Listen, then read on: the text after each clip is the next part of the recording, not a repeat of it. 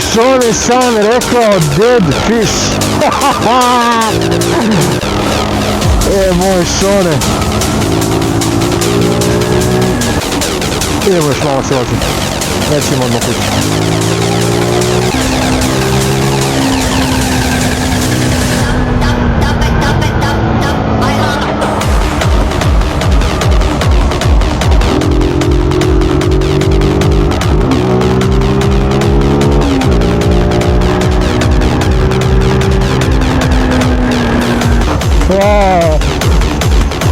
Smiri se. Smiri se i idi kući.